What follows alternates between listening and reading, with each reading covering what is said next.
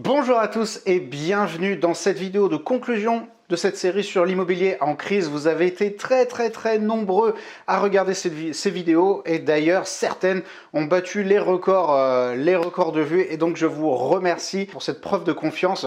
Et ce que je voudrais vous demander avant que nous ne démarrions sur cette vidéo de conclusion, eh bien c'est si vous n'êtes pas encore abonné à la chaîne, eh bien à vous abonner là juste en dessous de la vidéo. Pourquoi? Parce que ça montrera à l'algorithme de YouTube que sur cette chaîne on fait du travail de qualité, donc ça poussera les contenus en avant pour qu'encore plus de personnes puissent les regarder.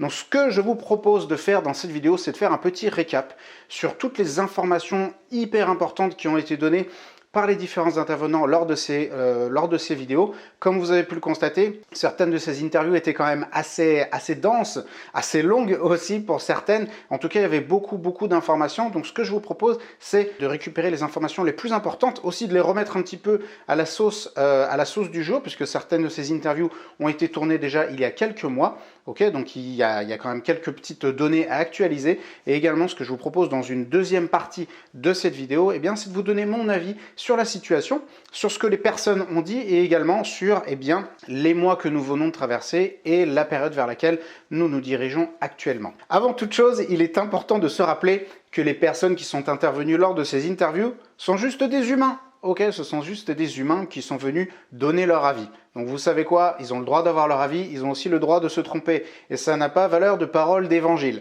Pourquoi je vous raconte ça? Parce que souvent, alors que ce soit en formation ou même sur YouTube, les gens s'imaginent, en tout cas certaines personnes s'imaginent que parce que ça paraît sur YouTube ou parce qu'on le dispense au cours d'une formation, eh bien c'est automatiquement sa valeur de vérité absolue et qu'on doit absolument le croire. Or, il faut se rappeler que ce sont juste des humains. Et comme nous tous, eh bien, les humains se trompent, ok, donc les personnes qui ont donné leur avis, c'est un avis qui les regarde, il est subjectif, il dépend de leur propre expérience professionnelle, qui pour le coup est plutôt, on va dire, étoffé, mais ils peuvent aussi avoir tort, parce qu'il y a beaucoup de personnes qui ont réagi, ouais, mais machin, mais un truc, hop, calmez vos joies, les gars, c'est juste des personnes qui sont venues donner leur avis, et vous savez quoi? Peut-être qu'ils se trompent, et vous savez quoi, même s'ils ont raison, même s'ils ont tort, vous avez le droit d'avoir un avis différent, c'est complètement légitime, c'est complètement ok. Donc, détendez-vous, ok, puisque dans cette vidéo, je vais aussi vous donner mon avis, donc si ça se trouve, vous allez dire « Ah putain, c'est n'importe quoi !» C'est pas grave, ok? Si vous n'êtes pas d'accord avec moi, c'est très bien, vous pouvez le marquer avec respect dans les commentaires, dans la bienveillance, ok, pas de souci, et m'expliquer pourquoi mais vous n'êtes pas d'accord. Et en tout cas, ce qui est certain, c'est que même les personnes qui sont super expérimentées, qui ont fait des études, les notaires, les comptables, les personnes qui ont énormément d'expérience dans l'immobilier, peuvent se tromper, ok, peuvent dire des choses qui sont approximatives ou même faire des erreurs, et vous savez quoi?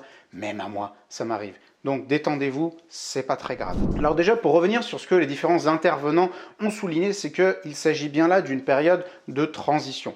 Il faut bien comprendre, on est dans une période où le marché se cherche, les vendeurs ne savent pas trop, les acquéreurs attendent. En fait, on est vraiment sur une période de transition qui fait suite à une grosse période d'euphorie, de plusieurs années, qui a été alimentée par plusieurs facteurs. Bien sûr, les taux qui étaient historiquement bas, exceptionnellement bas, n'est-ce pas, puisqu'on a eu plusieurs années autour de 1%, plus ou moins. On a eu une flambée des prix suite à la crise du Covid, on a eu une deuxième flambée des prix après encore avec la hausse des matériaux, les trucs comme ça. Ce ralentissement du marché fait véritablement suite à une période d'euphorie qui a duré plusieurs années et qui était d'ailleurs alimentée entre autres par une forte pénurie de logements. C'est une donnée ça qui est important de retenir. On n'est pas sur un marché spéculatif comme on a pu le voir en Espagne en 2007 par exemple.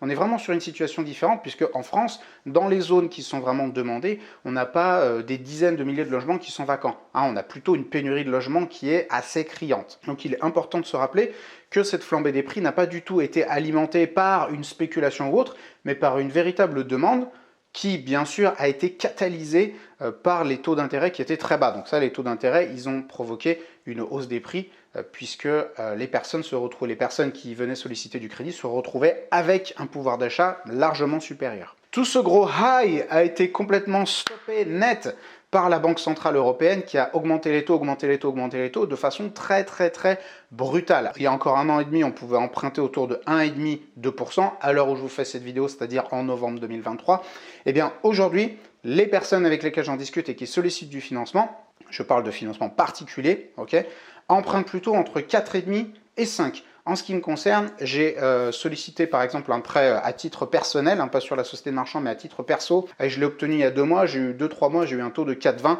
ce qui est considéré comme un taux qui est plutôt bon. Donc la montée, elle est quand même archi brutale puisqu'on a pris 3 points en 1 an et demi. Et donc on a une perte de pouvoir d'achat, ça a bien été souligné par Jonathan, l'agent immobilier, on a une perte de pouvoir d'achat qui est absolument colossale puisque les personnes se retrouvent avec 20-25% de budget en moins.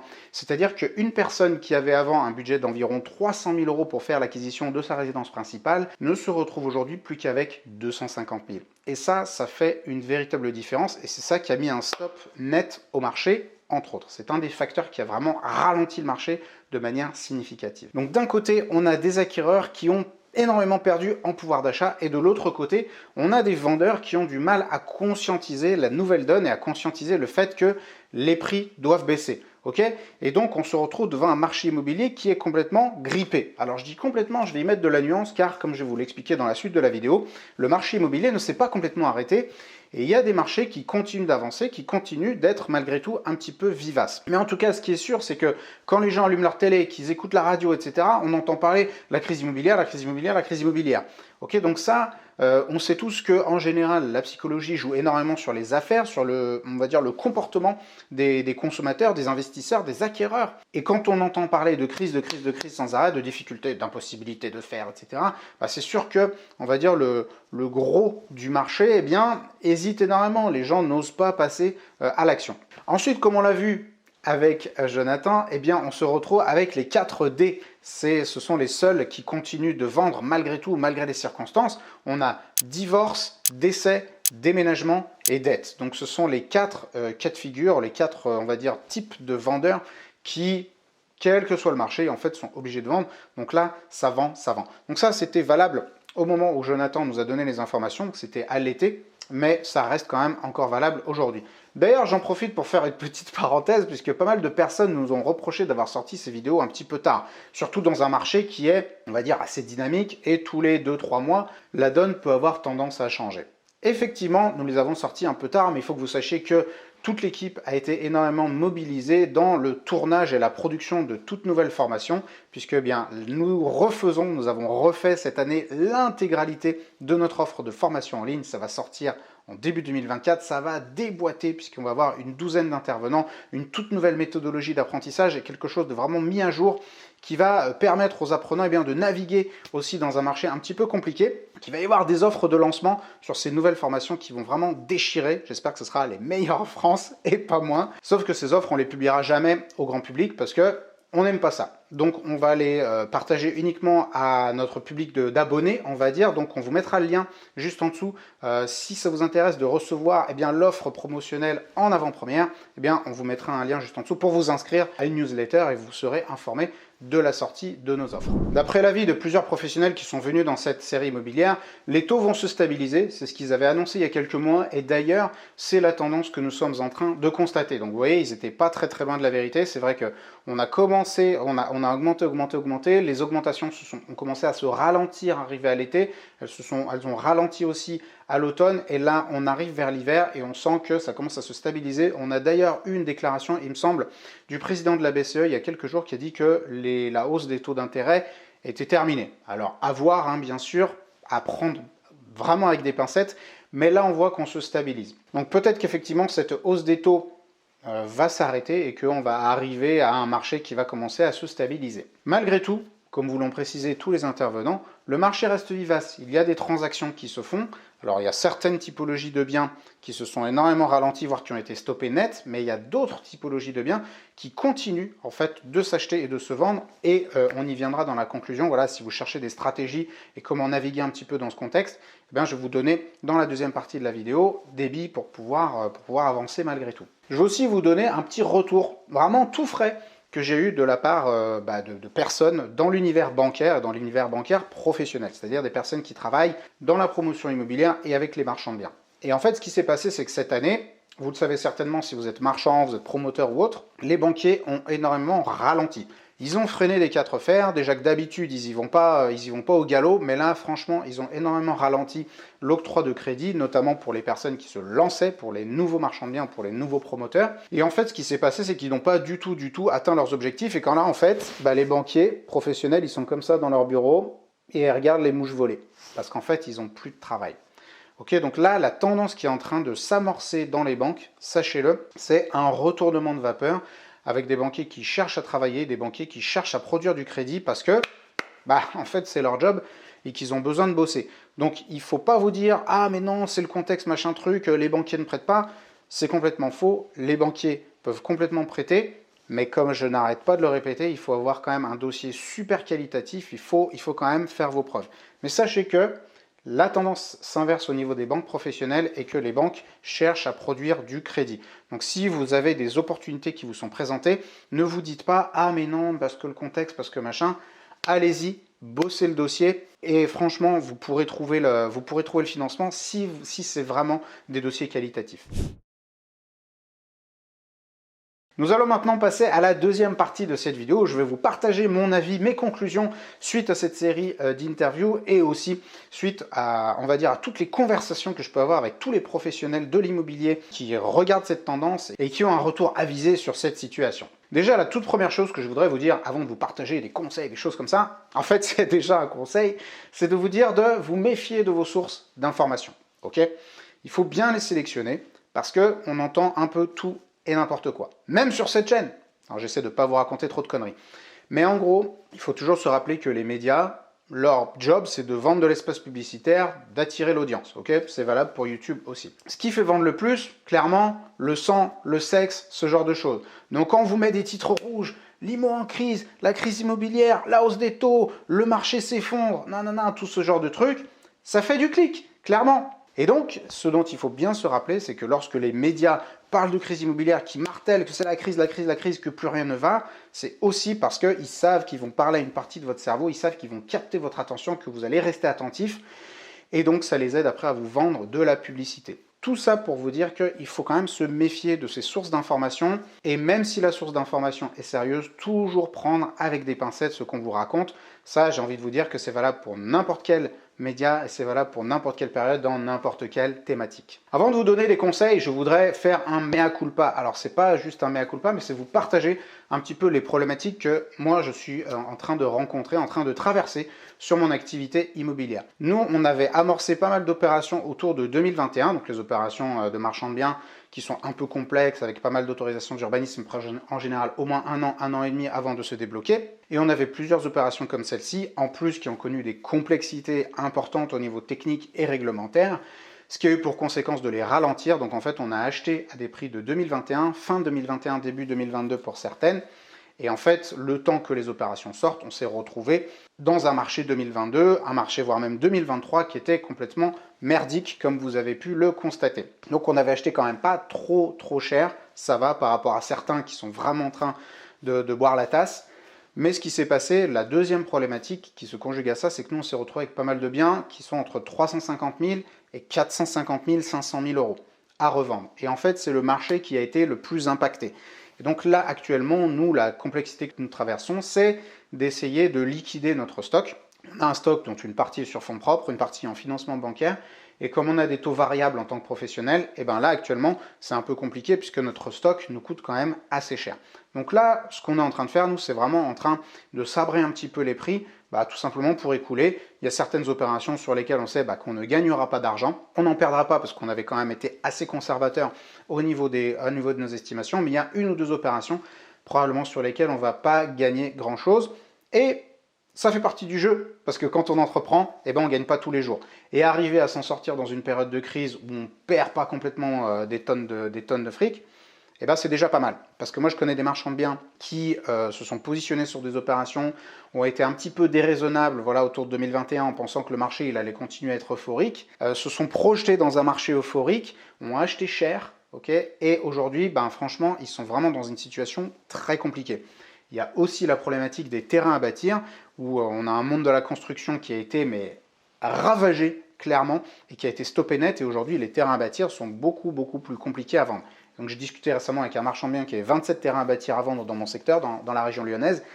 Et là, lui, clairement, il dort pas très bien la nuit. Donc en ce qui nous concerne, voilà, je voulais vous partager un petit peu ces sujets-là, mais malgré tout, on n'a pas arrêté notre prospection pour autant, on n'a pas arrêté d'enclencher des opérations pour autant, bien au contraire. En fait, ce qui est problématique, c'est les dossiers passés, mais les dossiers à venir, pour les dossiers qui sont en train de s'enclencher ou qu'on a déjà enclenchés, on a pris en considération le fait que le marché se soit retourné. Donc on a fait des négociations sur les prix d'acquisition qui nous permettent de dégager une marge, même si on continue d'avancer sur un marché baissier, c'est-à-dire qu'on prend en considération une baisse potentielle de 10% du marché sur les 12 mois qui viennent. Mais en tout cas, voilà, je voulais vous partager cette situation, puisque c'est pas parce que j'ai une chaîne YouTube et que je vous donne des conseils que je suis parfait et que tout réussit. Non, non, moi aussi je traverse des périodes difficiles et tout ne fonctionne pas d'ailleurs comme je voudrais. Et d'ailleurs 2023, petite parenthèse, a été une année vraiment assez compliquée en ce qui me concerne.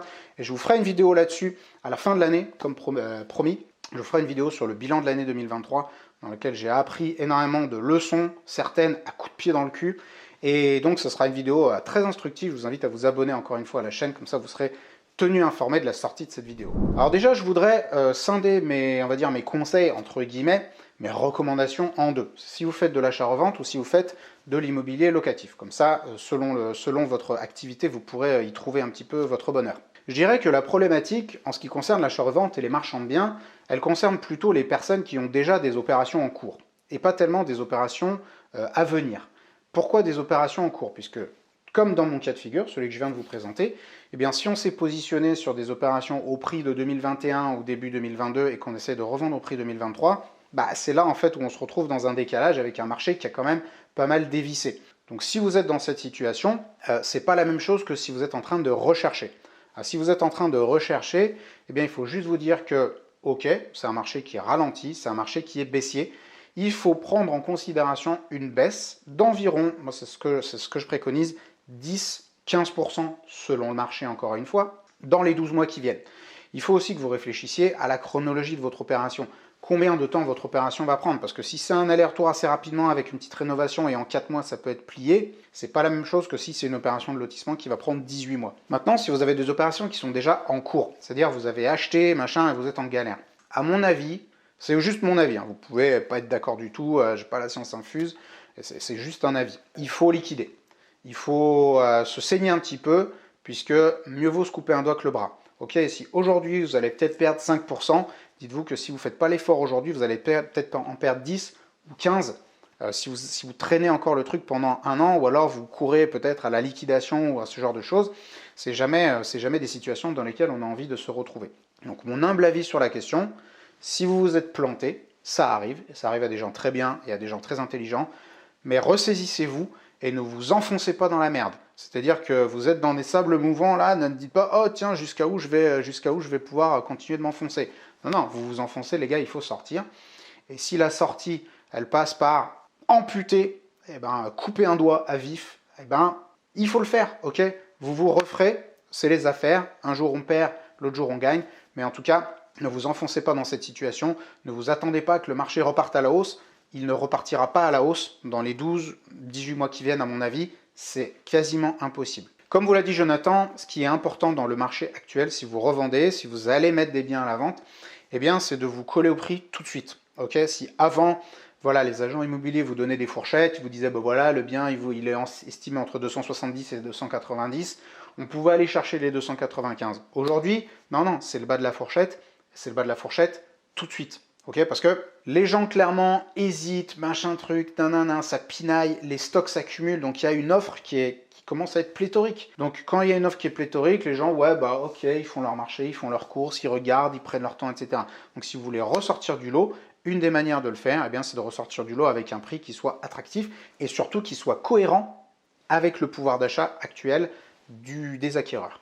Une autre stratégie qui est importante d'appliquer à mon avis, au-delà du prix, c'est d'aller faire du bien qualitatif. Okay, avant, on pouvait vendre des trucs un peu pourraves en 2021, pas de souci, puisque en fait la demande était telle qu'on mettait n'importe quelle daube sur le marché, même un truc pourri, dégueulasse, pas débarrassé, et en fait ça se vendait. Et en général, ça se vendait sur le haut de la fourchette.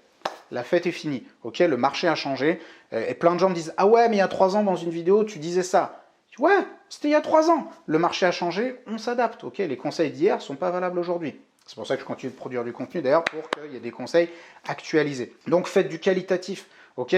Essayez de sortir du lot. C'est dans ce genre de marché que ça peut être intéressant de mettre un peu des biens en valeur, peut-être de les meubler, peut-être de les décorer, peut-être faire un peu de home staging, je sais pas, soyez créatifs. Essayez de ressortir du lot non seulement en termes de prix, mais aussi en termes de visuel. Hein, maintenant, il faut faire des bonnes photos, voilà, faut que ce soit nickel, quoi. Il n'y a rien à dire, faut pas qu'il y ait de cheveux dans la soupe. Une autre stratégie que je vous recommande très vivement d'adopter, et ça vient du retour de tous les agents immobiliers avec lesquels je discute. Même vraiment tous me disent la même chose.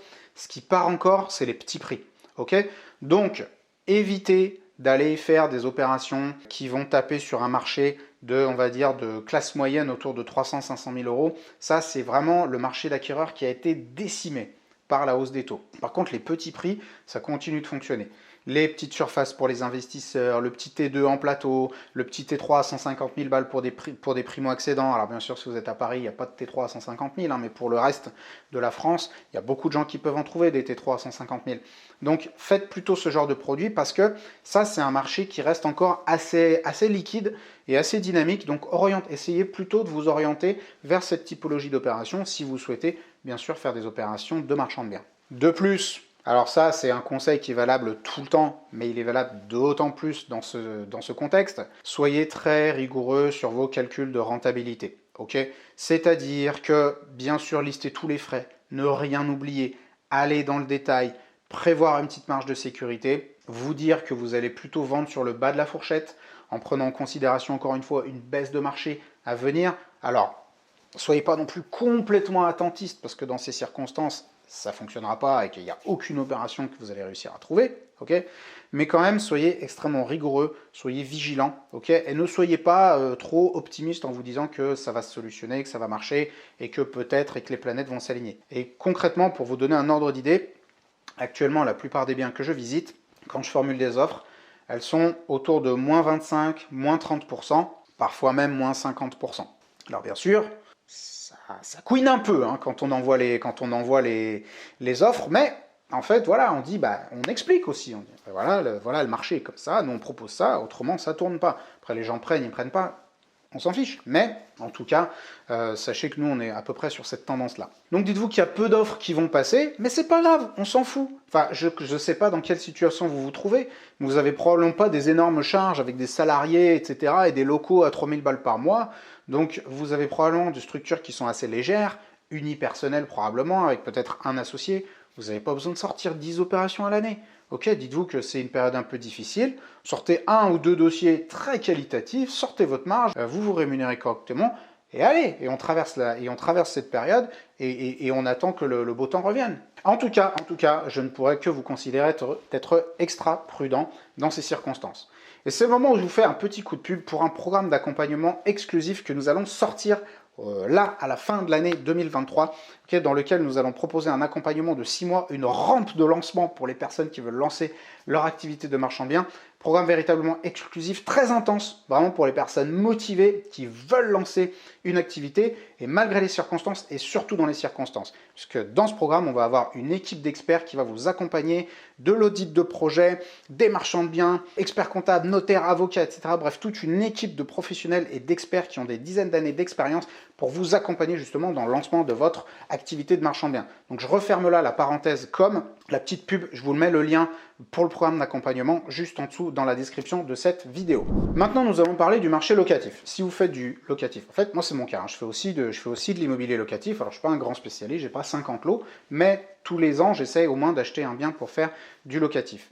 Donc là, la situation dans le marché locatif, elle est absolument alarmante. Ok, la situation est catastrophique, elle est désastreuse. Et là, je vous ai récupéré une stat, une petite donnée, donc que je vais vous lire, mais on estime que selon la Fédération nationale de l'immobilier, mais aussi les principaux portails de location, on estime que la pression locative, elle a augmenté de 25% en moyenne en France et de quasiment 50% dans les grandes villes. Ce qui veut dire que, par exemple, pour vous prendre un exemple, l'exemple de Lyon, la ville dans laquelle j'habite, on a une offre pour 7,5 demandes.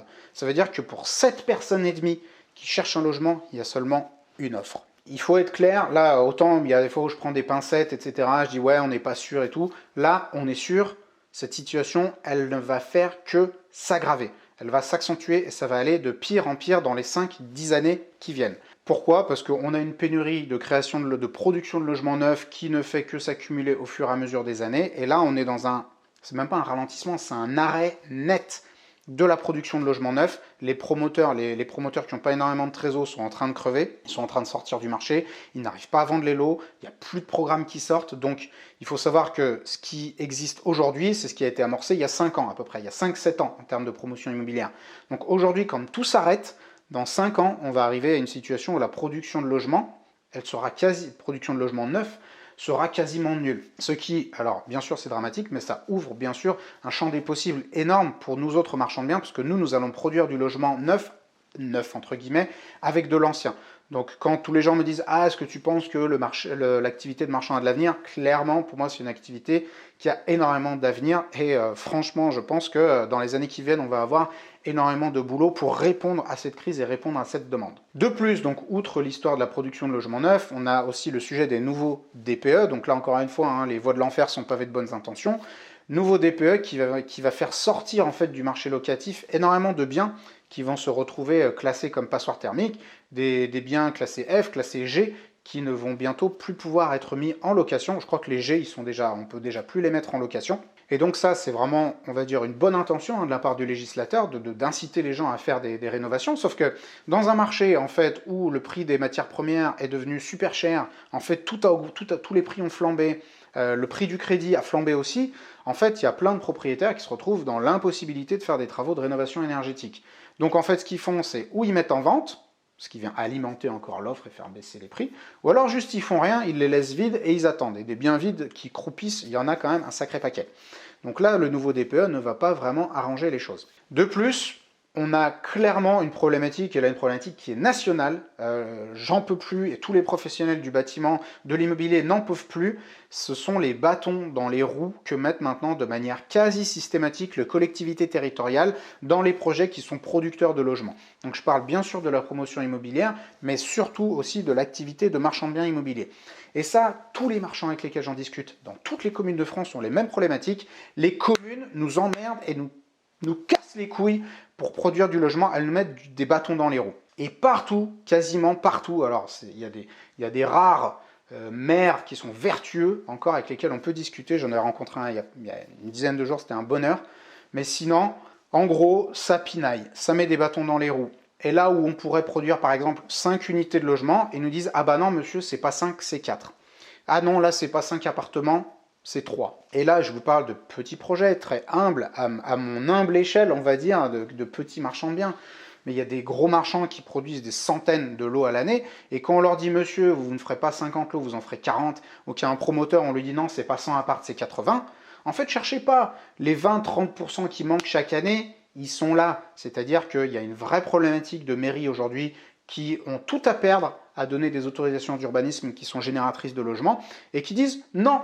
On freine des 4 fers, on ne délivre pas d'autorisation ou alors on les délivre au compte-gouttes et puis bah, advienne que pourra et aux prochaines élections, tant pis, moi je serai plus maire ou alors je pourrais me targuer d'avoir ralenti les projets de division et de construction. Et il y a même certains maires, on en a entendu pas mal, qui préfèrent, alors pas mal, pas publiquement, mais qui préfèrent refuser et qui préfèrent se faire amener au tribunal et que le tribunal administratif les condamne en fait à valider l'autorisation d'urbanisme parce que comme ça ils peuvent dire à leurs administrés c'est pas moi qui ai délivré le permis de construire, c'est le tribunal qui m'a obligé. Ça pourrait être drôle si c'était pas aussi désastreux en termes de conséquences sociales, mais en tout cas, on en est là. Et donc ça, plus les nouveaux DPE, plus les machins, plus les trucs, ça fait que, en fait, la pénurie, pour rappel après toutes ces digressions, on est dans l'histoire du locatif. Donc la pénurie de logement, elle ne va faire que s'aggraver, que s'accentuer dans les années qui viennent. Donc il y a clairement un marché pour du locatif, il faut y aller. En plus, en parallèle de ces problématiques, on a vraiment des petites mesurettes de merde qui sont mises en place. J'en ai parlé dans une vidéo précédente sur la démagogie de certains de nos représentants, n'est-ce pas? Et ben là, je prends l'exemple encore une fois de la métropole de Lyon qui met en place l'encadrement des loyers. Donc là aussi, on peut se dire, ah oui, l'intention est louable, j'en doute. Moi, ça me paraît quand même assez très démago. Toujours plus facile d'essayer de lutter artificiellement contre les prix que de mettre en place une vraie politique de logement. Ça, c'est une parenthèse. Mais en tout cas, on a vraiment affaire à un mur qui est en train de se fissurer, puis tu as deux, trois baltringues qui viennent avec un pansement et qui disent « Voilà, maintenant, c'est réparé, on ne voit plus ». Donc il est bien évident que ces petites mesurettes à la noix ne vont pas beaucoup aider la pénurie de logements parce que les causes sont profondes, quoi, et qu'en gros, on ne soignera pas un cancer avec du Doliprane. Et ce qui m'étonne, me surprend et m'inquiète, c'est qu'en fait, personne ne se saisisse de ce sujet de société gravissime qu'est la crise du logement, qui est déjà existante, qui va s'aggraver. C'est-à-dire que, véritablement, je vous le dis, j'en suis convaincu, dans 5 ans, ça va être la merde intégrale, et je pense que ça va être un sujet, ça va être un vrai sujet de société, avec la crise avec des gens, putain, qui bossent et qui peuvent plus se loger, en fait.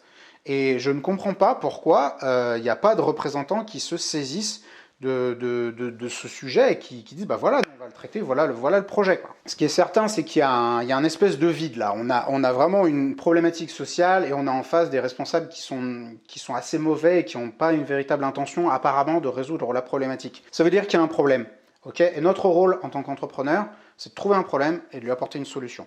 Donc je suis assez convaincu que pour les marchands de biens, les investisseurs locatifs, il y a vraiment un rôle à jouer important dans les années qui viennent. Bien sûr, aller gagner de l'argent, parce qu'on n'est pas là pour faire, clairement, on n'est pas là pour faire du social, mais apporter une véritable réponse à une problématique qui est existante. Okay, donc c'est à mon avis, même si le marché est un peu compliqué, voilà, il faut y aller, okay, parce qu'il y a des affaires à faire, et clairement, il va y avoir des gens en face pour louer les biens, pour les acheter, etc. Donc juste pour conclure sur la partie du locatif, à mon avis, la demande, elle est vraiment soutenue, elle va continuer d'être soutenue. Donc, si vous avez comme projet de faire de l'immobilier locatif, à mon avis, il ne faut pas hésiter à y aller. D'autant qu'on est sur un marché baissier avec des vendeurs qui vont se retrouver un petit peu voilà, pris à la gorge, et donc c'est aussi le moment d'aller faire des bonnes affaires à l'achat. Je sais que c'est un peu triste, ça fait un peu rapace, c'est la loi du marché, et je vais vous dire, même sur des lots que je vends moi, il y a des gens qui vont les acheter, qui vont faire des bonnes affaires, parce que, allez, il faut que ça parte, il faut que ça se vende, et donc on n'a pas d'autre choix que de brader. Donc il y a des gens qui vont faire des bonnes affaires, et c'est ok, ça fait partie du jeu. Ceci étant dit, comme les conditions d'octroi de crédit se sont durcies, comme on l'a vu avec Arnaud, eh bien, ce qu'il faut, c'est être extrêmement rigoureux. Et quand je dis rigoureux, c'est il faut avoir des bons dossiers. Quand je dis des bons dossiers, c'est des bonnes opérations, que ce soit des opérations d'achat-revente ou d'investissement locatif, il faut que ce soit des trucs attractifs, sexy, rentables, ok? Il faut que le dossier soit bien présenté, il faut qu'il soit bien ficelé, il faut que ce soit clair, il faut que ce soit synthétique, il faut aller voir le bon interlocuteur au bon moment, il faut avoir des finances personnelles qui soient irréprochables, ok? Puisque certainement dans l'investissement locatif, les banquiers vont regarder la manière dont vous gérez vos finances personnelles. Ok, si vous êtes un panier percé, eh bien, il y a peu de chances pour que vous réussissiez à obtenir du financement. De plus, la fête est relativement finie dans les emprunts à 110%. Ok, donc aujourd'hui, la plupart des banques, elles demandent quand même un apport autour de 10%. Hein, souvent, elles demandent au moins les frais d'acquisition, frais dits de notaire. Donc c'est pas mal d'avoir environ 10% du projet. Ça veut dire que c'est vraiment des circonstances dans lesquelles il faut être doublement rigoureux au niveau de vos finances. Essayez, je ne sais pas dans quelle mesure, je ne connais pas votre niveau de revenu, mais essayez voilà, d'être discipliné, de serrer un peu la ceinture pour pouvoir capitaliser, parce que les bonnes affaires, c'est pas dans 3 ans qu'elles seront à faire, c'est dans les mois qui viennent, à mon avis. Donc c'est dans les mois qui viennent, dans les 12-18 mois qui viennent, qu'il faut se tenir prêt à saisir les opportunités. Donc soyez rigoureux avec vos finances, essayez de capitaliser un max, d'épargner et de montrer à la banque que vous êtes dans une capacité, dans une discipline financière qui justifie qu'elle vous prête. De plus, tout le monde parle, ouais, les taux d'intérêt, tu te rends compte, on est à 4,5, ok, mais si vous faites des investissements locatifs qui sont soumis à l'IS, de toute façon, les intérêts, ils ne sont pas complètement neutres, puisqu'ils ne sont pas neutres, mais ils vont s'amortir au niveau de l'impôt sur les sociétés. Donc, ils se défalquent, en fait, du bénéfice qui est imposable. Donc, c'est quand même, si vous faites des investissements à l'IS, c'est quand même vachement moins impactant. Ce qui, à mon avis, met une petite pièce de plus, voilà, une petite pierre de plus à l'édifice de l'argument selon lequel, quand on fait de l'investissement locatif, c'est quand même pas mal de le soumettre à l'IS parce qu'on est vachement moins soumis à des fluctuations. Et là, en plus, maintenant, on encaisse moins, on va dire, de plein fouet cette hausse des taux. En conclusion générale de toute cette vidéo, bien joué, vous êtes arrivé au bout, vous avez été patient, j'espère que vous avez pris des notes parce qu'il y avait quand même des conseils qui étaient très concrets, mais je vais vous donner la conclusion de cette vidéo. Comme d'habitude, en fait, comme dans tous les marchés, il faut être rigoureux, il faut être sérieux, il faut être pro. Il faut arriver avec de la méthode, il faut créer de la valeur. Ok, donc c'est valable un peu tout le temps, mais ça l'est d'autant plus quand on est dans un marché qui est compliqué, qui est difficile, et où les touristes ou les semi-touristes vont clairement être écartés. Ok, donc soyez pro, soyez rigoureux, vous gagnerez peut-être un peu moins d'argent que prévu, mais rappelez-vous que l'immobilier, c'est un marathon. Ok, la réussite, elle se fait sur le long terme, et vous ne pouvez pas, on va dire, évaluer votre appréciation, votre réussite dans l'immobilier, dans l'activité de marchand de biens, à l'aune de ce qui se passe sur une période de 6 mois, 1 an. C'est pas possible. Ok, ça connaît des creux, ok, c'est comme ça, mais en fait, il faut prendre du recul et regarder un petit peu le graphe dans sa globalité. Il faut donc appliquer les bonnes méthodes, ok, les bonnes méthodes de prospection, d'études de faisabilité, de calcul de rentabilité, faire les offres, bref, faire vraiment respecter toutes les étapes des opérations de la manière la plus rigoureuse possible. Okay. De plus, comme je vous l'ai dit dans la partie sur le locatif, je pense que c'est vraiment le moment d'essayer de capitaliser un max. Okay. Quand je dis capitaliser un max, essayez de, si vous avez juste des revenus, essayez d'épargner, ou si vous avez d'autres sources d'apport de capital, essayez de capitaliser, ok, de faire un petit peu les réserves, parce que moi je suis vraiment convaincu que dans les 12-18 mois qui viennent, il va y avoir des opportunités, mais il faut que vous soyez prêts à les saisir, il faut que vous ayez un petit peu de cash pour pouvoir sauter dessus. Donc clairement, nous traversons une zone de turbulence, une forme de tempête, là, clairement, ça secoue un peu, on n'est pas tranquille là dans l'avion. Mais rappelez-vous que ce sont toujours les conditions difficiles qui font les bons navigateurs, ok? Si vous n'avez appris à naviguer que sur un petit lac pépère, où il n'y a pas de vent, vous vous dites « Ah, bah c'est tranquille là, franchement la navigation c'est vraiment cool quoi ». Par contre, si vous avez appris à la dure, si vous avez appris dans l'océan, que vous vous êtes pris des vagues, que vous êtes tombé à l'eau, que vous avez appris, voilà, moi je sais pas naviguer, je sais pas naviguer sur la mer, donc j'ai pas de notion à vous donner, mais vous savez tirer les voiles, les trucs, machin, manipuler le bazar, quand le marché va se calmer, vous allez être easy quoi, vous allez mettre les lunettes de soleil, bronzette, et vous allez avancer. Ok, donc c'est vraiment les temps difficiles et les tempêtes qui font les bons navigateurs. Ok, donc si vous hésitez à progresser, à vous lancer, machin, dites-vous que si vous arrivez à réaliser des opérations, si vous arrivez à sortir votre épingle du jeu et que vous arrivez malgré tout à naviguer dans ces temps un petit peu compliqués que nous traversons, putain, quand ça va se calmer, vous allez tout déchirer. Ok, donc n'hésitez pas. Allez-y, soyez prudent. Par contre, bien sûr, soyez prudent, faites pas n'importe quoi. Je pense que ça peut être intéressant, si vous êtes vraiment intéressé par les activités immobilières, ça peut être intéressant malgré tout de continuer à avancer dans ces circonstances. Le marché, clairement, se stabilise et il va se retourner. À un moment donné, ça va reprendre, puisque, encore une fois, il y a une pénurie de logements, les gens ont besoin de se loger. Donc le marché va repartir, c'est une question de temps. 6 mois, 12 mois, 18 mois, j'en sais rien. En attendant, soyez prudents. Mais ce qui est certain, c'est que si vous voulez bénéficier de cette reprise, c'est maintenant qu'il faut s'y préparer.